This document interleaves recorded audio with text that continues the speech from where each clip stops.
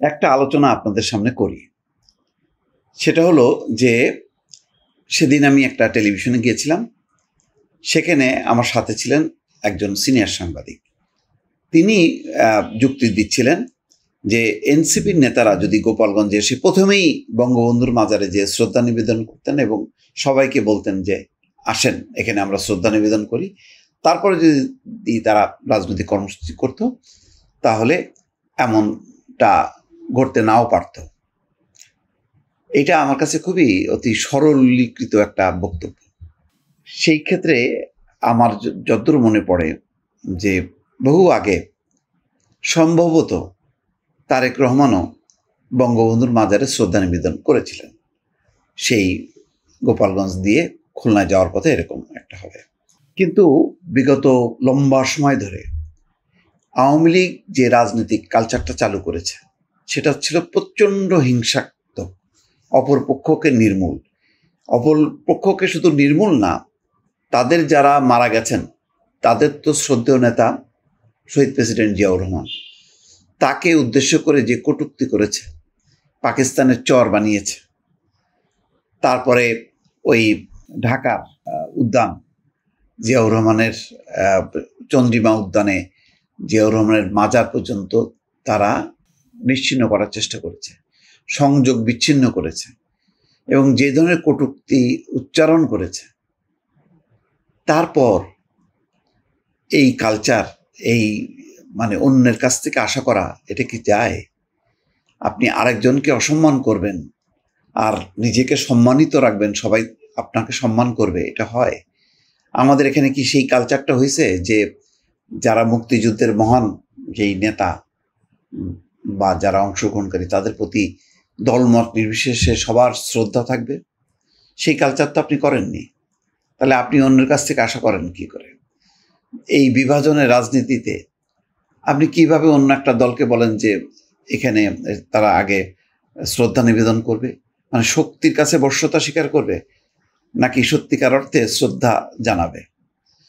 যদি সত্যিকার অর্থে শ্রদ্ধা জানাতে হয় তাহলে তার যারা উত্তরাধিকার বা ধারক বাহক তাদের তো সেই রাজনীতি, সেই সংস্কৃতির জন্ম দিতে হবে, সেটা তো তারা দেয়নি। আবার দেখেন যে অতীতে আমি তো বললাম যে অতীতে যখন নাকি একটা ন্যূনতম পরিবেশ ছিল তখন তো সেই বিএনপি নেতারা শ্রদ্ধা করেছে, সম্মান করেছে। জিয়াউর রহমান তো কখনো অসম্মান করেনি বঙ্গবন্ধুকে, কিন্তু তার দলকে, তার দলের নেতাদেরকে উদ্দেশ্য করে স্বয়ং শেখ হাসিনা যে পরিমাণ অশালীন বাক্য উচ্চারণ করত, তাতে আপনি অন্যর কাছ থেকে সেটা আশা করবেন কেন?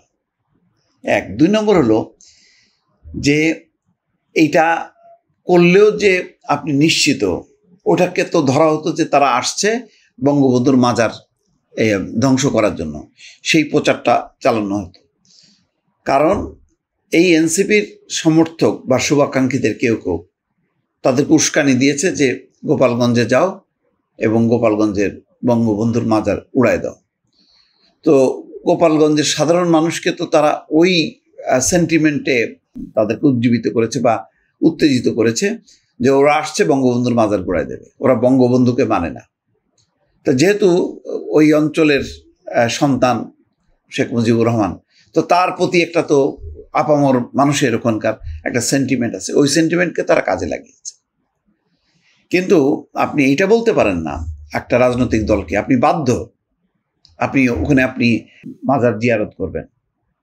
তো যদি আওয়ামী লীগকে বলা হয় যে বগুড়ায় গেলে ওখানে আগে জিয়াউর রহমানের মাজার জিয়ারত করতে হবে, করবে আওয়ামী লীগ?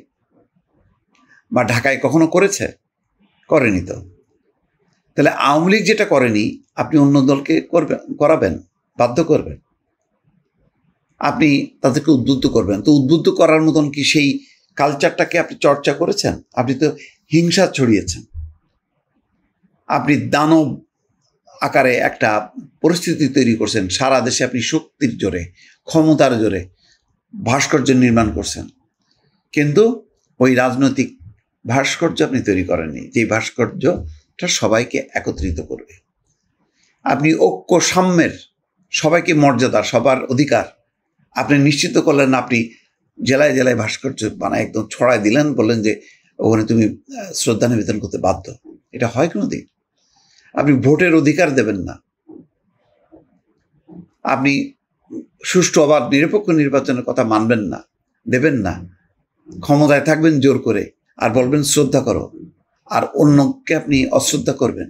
আওয়ামী লীগেরই তো তাজউদ্দিন আহমেদ সহ অন্যদেরকে আপনি শ্রদ্ধা করেননি, সম্মান করেননি, কখনো তাদেরও যে একটা বিশেষ অবদান আছে মুক্তিযুদ্ধে সেটা স্মরণ করছেন? করেননি। সোহেল তাজের কাছে যান, মানে আমি নাই বললাম, সোহেল তাজ তার পরিবার মনে করে যে তাজউদ্দিন আহমেদকে যথেষ্ট পরিমাণ সম্মান করা হয়েছে? মনে করে না তো। তাহলে আপনি নিজের দলের লোকদের যারা মুক্তিযুদ্ধে সরাসরি অংশগ্রহণ ছিল তাদেরকে আপনি সম্মান শ্রদ্ধা করেননি। অন্য দলে যারা মুক্তিযুদ্ধ আছে তাদেরকে তো মনে করেন পাকিস্তানের চর, আর আপনি বলবেন যে গোপালগঞ্জে এসে আগে মাজার জিয়ারত করতে হবে। এগুলি খুবই মানে হাস্যকর যুক্তি। আমি আমার মতন করে যুক্তি দিয়েছি, কিন্তু আরো যে বিস্তৃত বলবো সেই বলার সুযোগটা ছিল না। আপনাদের সঙ্গে শেয়ার করলাম। দর্শক ভালো থাকবেন, আল্লাহ হাফেজ।